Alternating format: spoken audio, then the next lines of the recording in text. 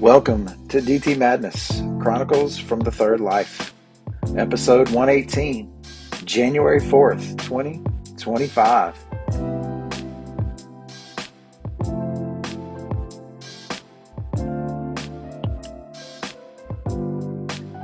So glad you could make it, and Happy New Year.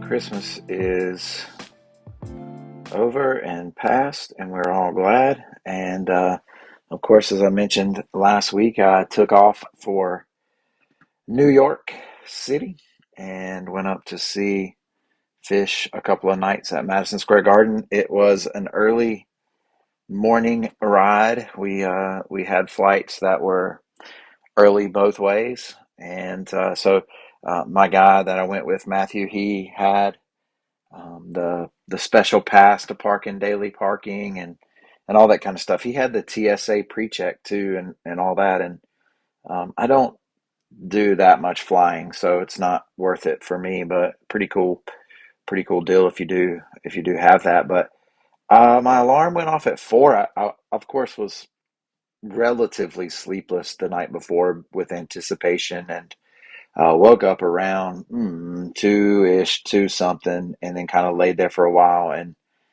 figuring like, okay, well, you just get up and just take a shower about 3 something, and then you can roll on. And then next thing I knew, my alarm was going off at 4 a.m. So that's good. I'd gotten back to sleep a little bit, and so I had everything ready and packed. No big deal.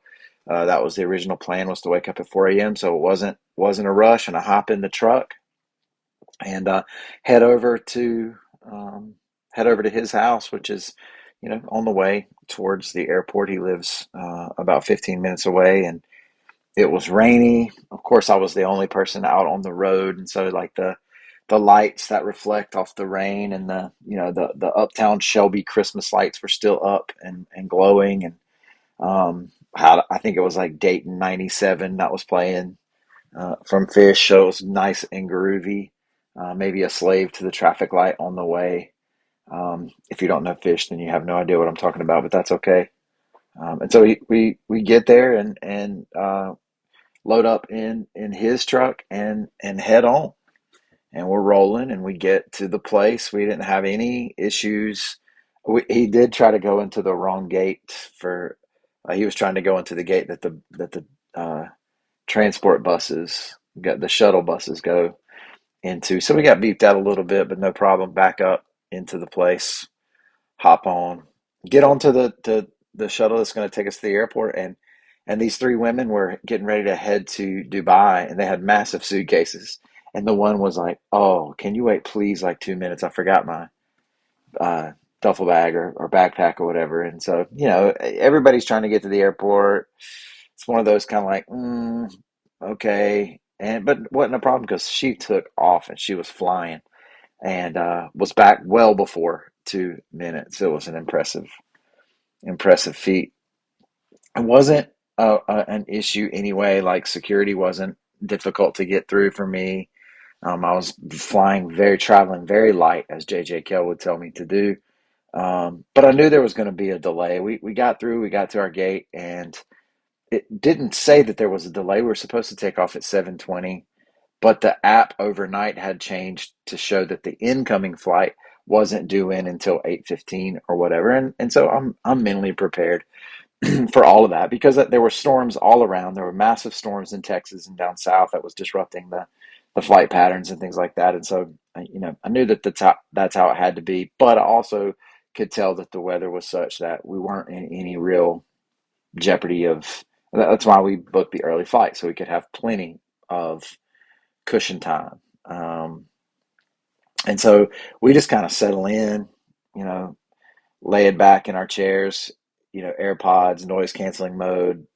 But man, there were these people from Jersey because that's where we were headed. We were flying to Newark, and they were just talking like FaceTiming and talking across the aisle to each other about whatever drama was going on. And then these other people chimed in, and they knew Eli Manning, and her son was a offensive lineman for the Giants, and all that stuff is really cool. But it was like so loud and so stereotypically Jersey, that it became grating for a little bit. In fact, I had um, to think about it because, like, at one point they just kept wondering what was going on with the plane, and I was looking at the app, and so I knew which plane we were waiting on. I knew which time it was supposed to get in, and I'm debating, like, do I tell them with the risk of then entering into this conversational vortex of the people from Jersey, or do I just sit there and wish that they knew?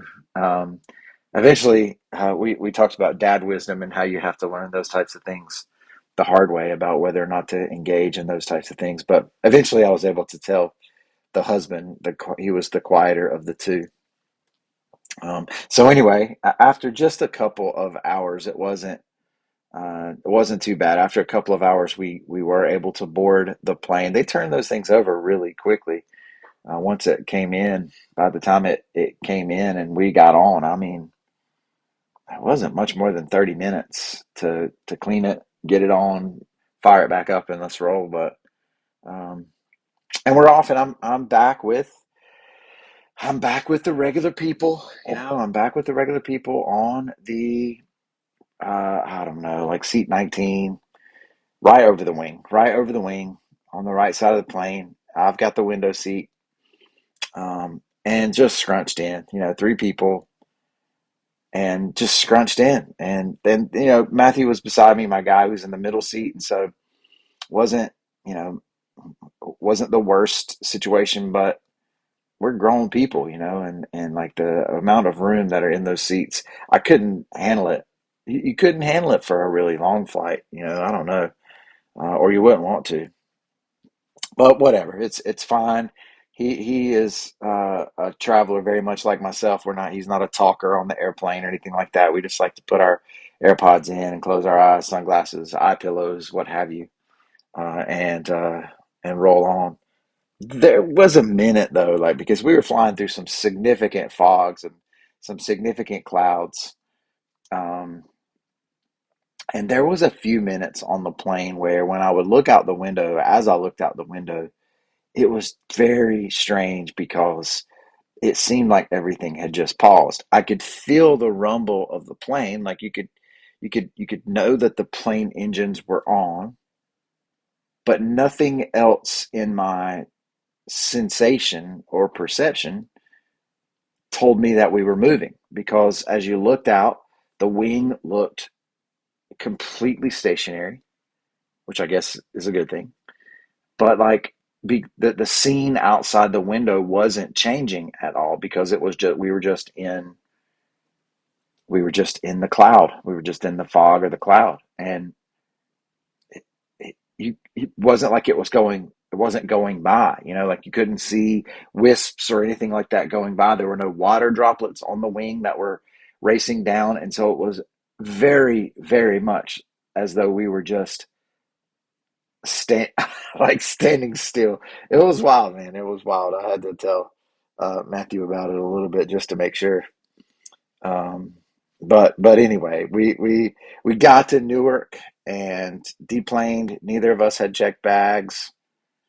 We had to wait, of course, till everybody got off the plane, which is another bad thing about having to fly at the back of the plane. But um, we're off. We get through. We're heading towards ground transportation, to pick up the lift uh, that we had ordered to get to our place. And we walked through this. I don't know if this might be you had to be there kind of thing, but I knew it was going to be a good. I knew it was going to be a good time anyway. I've known Matthew for a long time, man. We grew up together. He's 9'6", so like, this is one of my closest friends in the world, and like, so I knew it was going to be a good time. But then we walked, and I've done many adventures with this guy. Matthew was at the Big Cypress Y2K concert for Fish, the all night concert where they played all night long.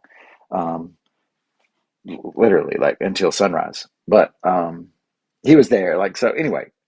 But we walked through the doors that say, don't, once you go through here, you can't come back. Like, this is a security checkpoint, and so make sure you got all your stuff. And you walk in this one door. It's automatic doors, and it closes behind you, and then you're in this. 10, 15 feet passageway, and then you get to the other side, and then the other doors are open. But as soon as you get in and the doors stop, I guess because of times where there's a lot of traffic, but we were the only two. The automated voice comes on and says, "Don't stop." And without missing a beat, Matthew, at whatever, like we've been traveling since 3:30 a.m. You know, the automated voice comes on and says, "Don't stop," and Matthew says, get it." And anyway, that seems silly to say on a podcast for the millions of people who listen to the DT Madness all around the world. Um, but hopefully you know that song. Don't stop, get it, whatever, whatever. So we pick up the lift, and it takes us from Newark to Manhattan, which essentially is just through the Lincoln Tunnel. This guy, he definitely, I mean, his, and not a problem, but just it is what it is. Like his his Google Maps voice was all in Spanish. It wasn't. We didn't have any conversation in English, which is fine. Just drive me to where I need to go. He did have air freshener in his, and it was called Peachy Peach, and he didn't have one, but he had two, and it was Peachy Peach, and man, that was some powerful, powerful stuff. It was not that wasn't pleasant. I wouldn't recommend the Peachy Peach. And seriously, after we got through the Lincoln Tunnel, which is wild, man, it's a long tunnel. But after we got through it, he asked me. He had to make a decision about which way to turn. He asked me if this was the right way to go, and I'm like, yeah, I don't know, man. That's why I hired you. But anyway, we get to our place, no problem. Hotel room was ready, like not the one that I had reserved, but still the same essential thing. And I was like, is it going to be cheaper? It's like, no, it's not really a downgrade. It's just a kind of lateral. But then he ended up giving me two free bottles of water, so I felt like that was pretty good compensation. But it's the place where I always stay, Courtyard Marriott, Hudson Yards. Room was ready. We get there and then put our stuff down, and then I'm heading straight down to go to my place, the Old Country Coffee, which, of course, is home away from home, but now it's called Hudson 34. It had a new name. So we go down there, get the bagel with, oh man, I mean, the bagel's just different. What do they say? They say it's the water, it's the river water. But egg and cheese and avocado, and they put some type of citrus. I don't know, just so good. And I got an americano, and it's just mm, mm, so good. And it hit the spot. So then we head up to the hotel, and it's like it's rest time. We got to chill a little bit, and so we lay around, watch bowl games, or maybe it was NFL. I think maybe it was NFL was on because it was a Saturday. And so we just kind of take it easy for most of the afternoon until it gets time because it's still rainy and stuff like that outside in New York. Um, but we're there to see fish. We're not there to tour around a whole bunch. We decided to go for Chipotle, a classic local New York Chipotle. Just kidding. It just happened to be on the way, and like, you know what you're gonna get. You know that it's not gonna be overly expensive. Um, and so we went to the Chipotle, and it was, man, it was really good. I got the steak burrito with the cheese sauce and all that kind of stuff, and mm, it was good. And you're gonna be up for a while, and so you have to pack on the calories. And so we walk up to Madison Square Garden, get into our seats fairly early. Another reason that Matthew was a good traveling partner for me because we both like to get places, and not beat around the bush. And so we get there, and we're in the 200 sections. This is my third year being. I'd always been down either on the floor or the 100 sections, but the 200 sections were just fine. We were on the corner, not quite straight back, but if you're looking at the stage, we're to the right, but just barely. And right on the aisle, it sounded great. It did. We were worried about it at first because we were right up against the wall. We were on the aisle, and so there were lights that stayed on, and that's a little bit too bad. But it sounded amazing. There were good people around us. There was somebody who had, I don't know, man, glow sticks that were attached together. That must have been, let me just make up a number here, but I really think that it's probably true, about 50 feet worth of glow sticks. Is that 20? About 20 yards worth of glow sticks. So maybe not quite 50. Let's go with 50 feet. All right. So you can visualize that. And all these glow sticks and they just pass them down one by one, like, like there's this worm or this glow snake that's going around. I call it a worm. And then people passed it around the entire Madison Square Garden arena. I mean, for a long, long time, maybe an hour. You could look up and still see that thing was being passed around. I don't know why I thought that was so cool. I mean, look, 4 years, 4 years and a couple days now. I'm completely sober. Like I'm even working to drop caffeine a little bit. So don't make assumptions that I'm at a fish show in New York and that I'm digging out on this glow stick worm. All right, it was really cool. The music was fantastic. I'm not going to talk much about the music because if you know Fish, then you can go and check it out and listen to it. I got a couple of new songs that I had not heard, which made me really glad. They played Farmhouse, which made me think of my other good friend Matthew Frazier, who loves who likes Farmhouse of the Fish, and so. Um, but yeah, like the music was really fantastic. I know when they're about to have set break, so I went back and got my Klondike bar, and it was just right. I mean, it was so good. And so I'm eating my Klondike bar, come back out for the set break, and then set two was amazing. But getting out after night one was insanity. Like it was crazy. Like if you don't know about Madison Square Garden, you really are on about the seventh floor of the garden if you're on the floor of like the hockey arena or the basketball court or the concert stage. And so you've got to ride escalators up. The phrase that we use is you got to go up to get down. And you got to ride escalators up all the way, and then you're on the floor. And so getting down, you got to walk down a bunch of steps, and they turn the escalators off, of course, because you don't want a mass of people trying to do all that kind of stuff. And so it was everybody trying to go through one. It was just insanity, man. Like it was, yeah, I did not enjoy it.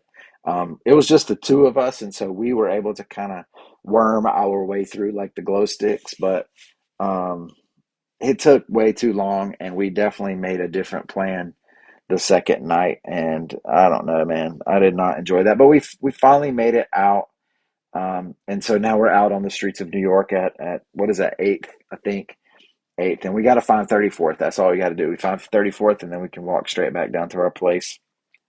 Um, it was wild. I mean, it's New York. It's New York. It's New Year's almost.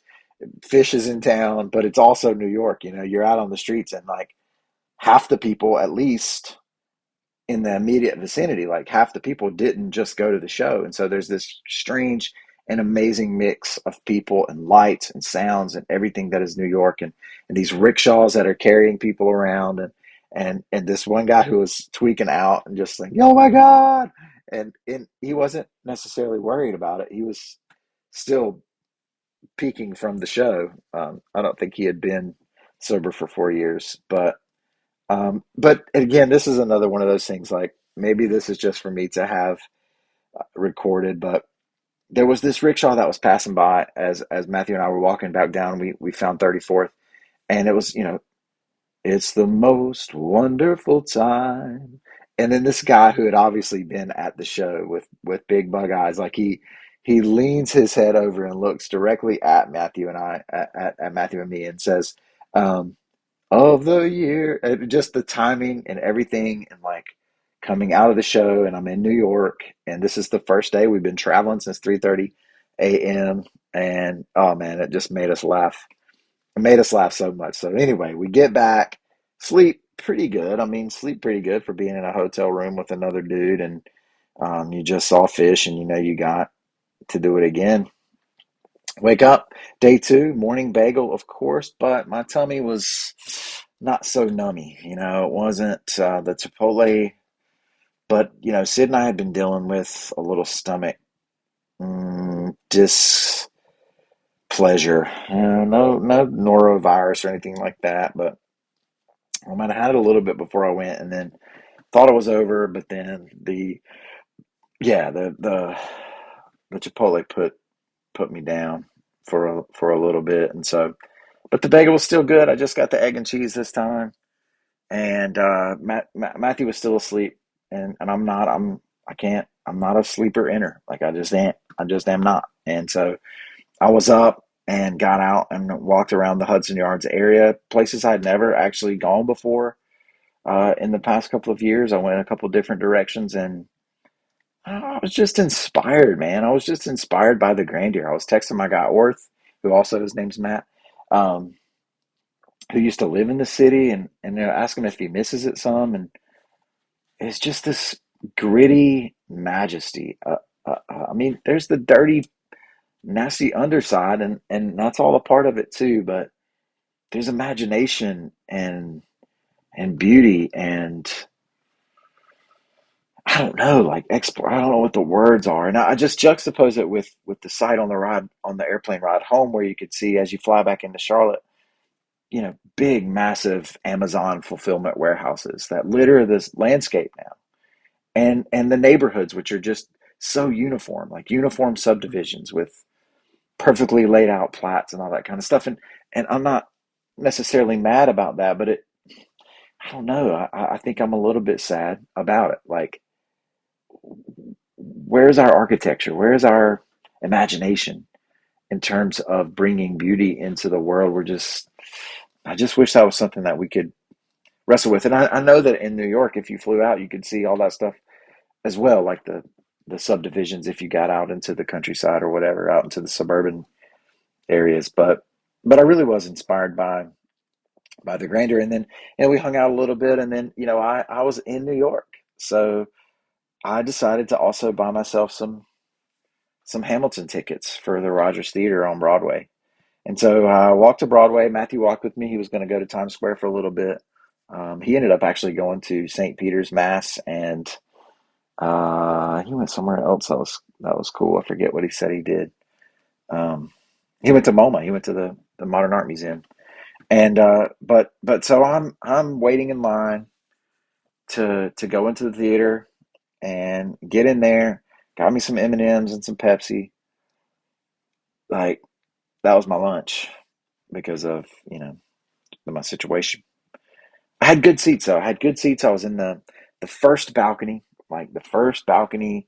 I was on the back row, but a beautiful clear view of the stage. And I'm also glad I'm on the back row because like it's easier access, and also nobody is behind me because these seats were scrunchier than the airplane seats. And so like you're really packed in, and my knees are right up on your head. Don't lean back too far. And so I'm glad nobody's knees were up on my head. And so I had really good seats, and I'm sitting there taking in the scene. The theater was just beautiful. Rogers Theater. And I had a clear view of the entire stage, and I'm getting excited. I'm taking my selfies and doing all this kind of stuff and snapping my family. And then, oh man, I don't know if y'all don't know who Sherry Sharp is. She's somebody I used to work with, like Medea. You know what I'm saying? Like that type of hairstyle, bigger lady comes in, and she's with her husband, who I don't know if you watched Cosby Show. Cosby Show was one of my all time favorite shows. But there was a guy who was always kind of the handyman that would come and fix stuff, and his name was Mr. Lucas. And if you don't know who Mr. Lucas is from Cosby Show, and if you really care to know, then just Google Mr. Lucas from Cosby Show, and you'll see the guy. Like, that was her husband, and he had on a hat like Cool Mo D would wear. Cool Mo D, and if you don't know what that means, you could look that up too.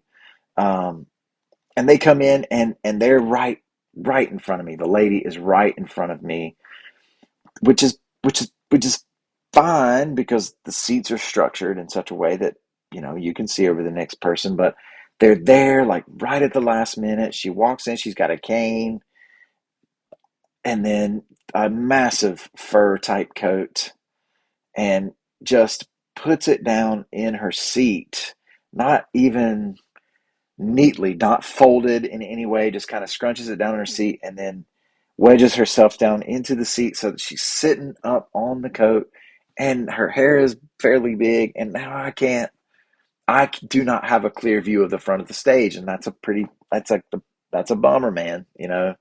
Like I paid some money for these seats, and also I'm in New York, and whatever. But whatever. I knew that there was a lesson to be learned, and I'm working on it. And I just adjusted my posture, kind of scrunched up a little bit to the front, and leaned up and over, and so that was fine. That was fine. I was able to see the first act, and it was a pain. It was a pain, but I was able to. I did give her a dude, like dude. I did give her one of those at one point because and I understood what was happening because the way that she had arranged her coat, it could not have been comfortable to sit on. And what she really wanted to do, I think, was to stand up and pull the coat out from under her, but you can't do that in the middle of a Broadway production. And her husband, Mr. Lucas, is looking over and he's like, "Are you okay?" And she's just waving him off and waving him off. And I felt bad for him because he kept kind of giving me a glance up because he knew the situation I was in. Um, but like as she would begin to adjust and try to relieve her own discomfort for sitting on this coat, she would elbow me in my knees or like swat my hands or face with her hair or whatever because of the way I'm having to sit to see over her. And finally, she just kept doing it. I was like, dude. And anyway, her husband, whatever, whatever. So we got to intermission, and I mean, just phenomenal show. I mean, I'll talk about it in just a second. And I had on my fish shirt. I had on my purple long sleeve, classic fish logo shirt with the rainbow flavor on the front, and there was a woman, two kids, and a man beside me to my right. And so I'm like, "Excuse me, let me get out." And the woman's like, "Oh, hey, kids, look at his shirt." And then she's like, "That's where Dad goes every night when he leaves the hotel." So then I was able to talk to the dad on the end of the row, and he was going. So we talked about going to the fish shows, a little bit. Um, and so that was cool. That was kind of cool. Intermission, stretching out. I'm standing up on the thing and asking the usher, like, are there any seats up top? I mean, I'm willing to go higher up if there's an open seat because I can't see over this woman. And he said there was, and I could go down and stand in standing room only if I wanted to, but I didn't want to do that, and so I'm preparing to be confrontational because as she comes back, she's sitting with both of her butt cheeks, like one butt cheek each on. I mean, she's a large lady, and she's sitting on the handrails, and so like this is even worse. Like this is even worse. And I'm like, so I'm getting there, and whenever they blink the lights to say it's about to start, I'm preparing to be confrontational. I don't like to be confrontational, but it's the benefit of being in New York and not with anybody I know. Like there's nobody there that I know, and they don't know me. I'm never going to see these people again in my life, to my knowledge. So I'm preparing to be confrontational. But as they lowered down the light, she kind of wedged her butt down into the seat, just as like a slow motion lowering down, and all was well. And so everything is wonderful now. And Act Two, to be honest, is why I came. I hadn't intentionally not listened to Act Two in the run up to going to see it. I know the music, of course. I've listened to it. This is the third time that I've seen it. We saw it in Chicago. We saw it in Charlotte. Chicago was phenomenal. Charlotte, not so much in comparison. Um, and so, but Act Two was what I came for, and it delivered. Like it was in a way, like I think that coming to see Hamilton was more important to me than going to see Fish in terms of my journey, in terms of my own spiritual and mental and philosophical journey that I go on with these things. And the song Burn and the song Quiet Uptown, me and Mr. Lucas both were shedding tears during Quiet Uptown. The performer that was Eliza was just absolutely fantastic. But the way I describe it to people is like the cast was perfectly balanced. Like in Chicago, George Washington was a dominant performer, and in Charlotte, I felt like the Aaron Burr character was dominant and prominent, but everything was just exactly right people, the different characters would rise up and nail their solos when it was their turn, but then they would fade. It was just perfectly balanced. It was unbelievable. But Eliza was the star, which turns out, if you really think about it, and I guess I hadn't, I said this to Sarah and Sydney, and they were like, well, yeah, but Eliza, the whole thing really is about her. Whatever. I walked back down the streets, listening to the music from the night before on my AirPods that I had remembered to take, and stopped by my place, Hudson 34, which is Old Country Coffee to me, and got one more coffee before the show. Talked with the workers in there about the name change, and told them, hey, I come up here every year, I always come here, and they nodded, which obviously meant to me that they remembered me. They were like, oh yeah, you're that one guy that was here for 2 days a year ago from now, and I really do believe that they remembered me. Night two, we take off and head up, and it was cool. The Empire State Building was red, white, and blue for in remembrance of Jimmy Carter. Jimmy Carter had passed away on that particular day. Jimmy Carter was the president when I was born, 1978. I was born, so he was president then. A phenomenal man, really, especially post presidency. But yeah, so that was going on night two. We bypassed Chipotle, and we just got chicken tenders at the chicken tendies at the place. Too late for half price, but whatever. And I got me a big old Pepsi, but they wouldn't give me a cool cup. The cool cups were only for the beers, and I'm like, but the the Pepsi costs the same. But anyway, night two was weird, man. Not weird, but like different because we were behind the stage. Madison Square Garden's obviously a big bowl. It's a round room, and so um, the stage is set up basically where one of the goals is. If you ever watch a basketball game or a hockey game, um, and we're directly behind it. And so we just saw the backs of the band the whole time. The light show was cool because you could see it on the crowd, except for when the full rig would come down. That would kind of block out the situation. But the people that we were there with were cool. The seats were fairly comfortable. We were right at the top of the middle section, and so we were able to access the bathrooms and the concessions and all that stuff pretty easily. I will say that it got to bouncing. And what I mean is the entire Madison Square Garden, especially the 200 level. Like when they played a couple of songs, they played a song called Rift, or they played a Talking Heads cover called Cross-Eyed and Painless. Like the place was bouncing. You could feel it under your feet, and you better be on the beat. Like if you get if you get off the beat and you're not depressing when the whole floor is depressing, you know what I'm saying? Like then you're going to get bounced up like a mistimed jump on a trampoline. It was wild, man. It was wild. Um, the music again, just phenomenal, man. Just phenomenal. They played a song called Prince Caspian, a slower but just raucous and rocking. I don't even know if you call it a ballad, but like, oh man. So this is where my mind got going, and I began lesson planning. Like I'm thinking about, okay, uh, I'm going to explain to my students why I do what I do. I'm going to attempt as always to capture them, like, and that sounds not quite right.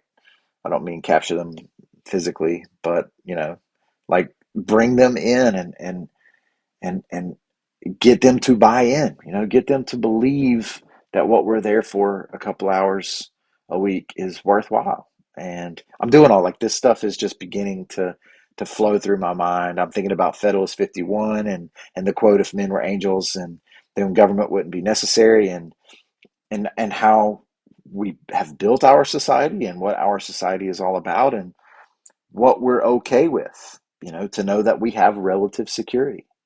We aren't under threat of major attack. We have not experienced any type of major conflict. A generation ago, maybe you could talk about Vietnam, but even that wasn't here. World War II wasn't here. I guess in that context, the Civil War would be the last time that we've actually seen it in our own neighborhoods as a nation. And so we have this relative security, and so we're willing to put up with gun violence. We're willing to put up with people running people over on trucks and things like that. And I hope you don't take that the wrong way. I'm just saying, like, I think as a society there gives and takes, and this is the one that we've built. And we've built the one that values Amazon warehouses over architectural beauty and things like that. I mean, but yeah, all this stuff is going on, probably a resonant from my wartime thoughts watching Hamilton. And I also thought about my penchant towards this type of philosophical thinking and wondering if it's a cop out or at best a coping mechanism. I think about times like when I've experienced significant heartbreak or significant pain in some ways or another, and I go to writing these types of things, or blabbering about it on the DT Madness, or writing beautiful things like this on Instagram. Is that a cop out to go that far and not actually wrestle with real things, like tangible things? And these are things that I'm thinking about. I thought about Matt Damon and Good Will Hunting, and Robin Williams asked him, what does he want to do? What does he want to be? What does he want? And he said he wants to be a shepherd. And he's like, a simple question like that, and what do you want to do? And you can't answer it. And I think about myself like that, like, what do I want to do? Can I even answer that question, or do I go to this philosophy land and start spewing out things that I'm not sure are really tangible, although I am. Yeah. So intention. I'm thinking about intention. I thought about micro cleaning, which I have begun, like focusing on one small area of my house and really deep cleaning that area, but also reflecting on what the different artifacts in that area mean. Of course, that micro cleaning will lead to a nice macro clean, because time is such a major theme in Hamilton. And because of it, like, he wishes he had more time. He's not going to throw away his shot. Eliza has the time. And so I really want to refocus intention. I actually looked up becoming a PA, a physician's assistant. I don't think uh, because those are the things I'm most afraid of. And I don't know if it's Jung. I don't remember which it is. Like, the one things you're most afraid of, go and do that. And like, I'm most afraid of going to the doctor, of getting a diagnosis, of having to wrestle through these types of things. And so I've begun to consider what's next after teaching. And I'm Googling things like, is 47 years old too early, too late rather, to start PA school, or nursing school? Perhaps I could just do, like, just be a tech, like a, a radio, what do you call it? Like the X-ray technicians, things like that. Because those are the things why else do I want to do it? I don't know. What is it that I want to do? The fish played they played, it's not the fish, it's like the Walmart. The fish played um, a 36, 37 minute, just epic. Like, it's called Ruby Waves, and it talks about escaping from the prison of lies. And I just don't want to be wrapped up in I don't want to be wrapped up in Amazon warehouses. I don't want to be numbed. Um, they played Waste. Yeah, whatever. The escape that night was much smoother because we had the dad wisdom. Um, we were back by 11:30 p.m. Like, we really scooted out and back by 11:30 p.m. Packed, ready, had the lift scheduled at 3:30 a.m. Um, as we got on the elevator that night, though, like, as we walked into the hotel, there were two workers that, again, were not had not been in country long, and so had not learned very much of the English language. And so um, we got on the, like, which floor? And I was like, 23. He's like, oh, Michael Jordan. And he had on a Michael Jordan toboggan, and he's like, just like my hat. And I was like, yeah. And then they got off at floor 8, and I was like, Kobe Bryant. And he just looked at me like he had no idea what so they just walked off, and it's like, Michael Jordan. And that was it. Anyway, that was funny. I will tell you that the Newark airport we got there, about 4, a little after 4. Our flight left we were boarding at 5:45. Um, Newark is smooth as silk. Like the check-in procedures, the security setup. Man, I hope as Charlotte continues to rebuild their situation that they come up with some nice stuff like that, because Newark Airport was really, really smooth. I did upgrade. Like I thought about it during that 37-minute song. I thought about like, okay, um, all right. And I told Matthew that my rationale is that I never figure in the money that I make as mayor each month. Like I never figure in that couple $100 into our family's budget. Like I just leave that out as bonus money. And so I told him, I was like, you know what? I decided that I was going to use that money to upgrade myself to the front of the airplane. And so I did, and so I told him that, and so I get to board first because I'm Group One now, and I'm in my seat 3A. And Matthew comes onto the plane, my friend, and he gets on. He looks over at me like he had never, like he didn't know who I was quite, but then he recognized me. He's like, just as loud as he could on the airplane. He's like, "Hey, there's the mayor!" And I mean, people are looking around. I'm like, dude, but whatever. It's 5:45 in the morning, so not too many people are paying too much attention. There was another guy from Jersey on the plane, an off-duty cop. Whatever, man. He was sloppy, drinking vodka shots, screwdrivers, and like, I don't know. I wasn't a fan. I wasn't a fan. We'll move on. Um, got my ginger ale, my airplane coffee, which is gross and awful, but is an indication of how at ease I feel in the business class, because normally I would not get a coffee which would make me feel jittery because I'm already jittery on an airplane, but I wasn't. Also, I went with the grandma's blueberry vanilla little cookies, but really only because I saw the Biscoff too late and I didn't want to be the guy to be like, oh, in the grab. The clouds were very cool. The sun rose as we flew on home. We were home by 10 a.m. I mean, home, like at my house by 10 a.m. I tried to stay awake, but the afternoon I was very nappy. And then I was dead asleep by 8:30 and didn't stir until about 7. Like I slept for close to 12 hours, dead solid, like man. And then the next morning I got up and drove up to Boone to see my boy on 12/31 because he's a New Year's baby. Um, got up and took him his license. He had renewed his license, and it came in just in time for him to be able to purchase his whatever Miller High Life or whatever, the champagne for New Year's. Um, got to have donuts and coffee with him, and then Sarah and Sydney went to the Avey Brothers and rang in the New Year there. Me and Isaac were just chill guys. We just stayed at the house and watched Boise State, and um, did our best to stay awake watching what's his name, Ryan Seacrest. So yeah, that's all that. A couple of addendums here. Like I'd tell you what I didn't like about being at those shows was wearing glasses. It was cool because I could see, but like it made my eyes sweaty. I didn't like that. And they're having to push them up is fine, except that then they get smudgy. But I tell you what, for me, the ones that I got, the top line, the top frame is too much in my vision. And so I'm beginning to look for bigger ones. Like, I don't know, I need some that go a little bit higher up over my eyebrow or whatever, so that the lens is what's in my vision and not the top frame. So I'm trying to read some stuff and kick it into the new year. I did order a couple of things.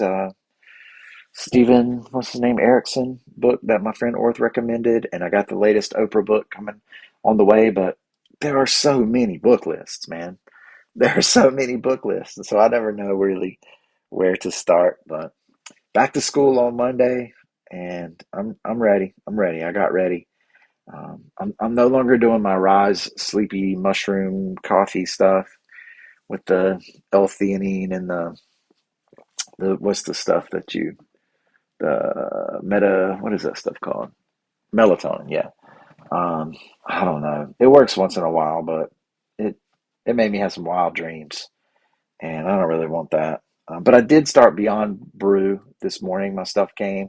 I like it so far. I have not had coffee today, and I have definitely have plenty of energy on day one. So I've got a couple of months to try it out with this trial period, and we'll see what happens.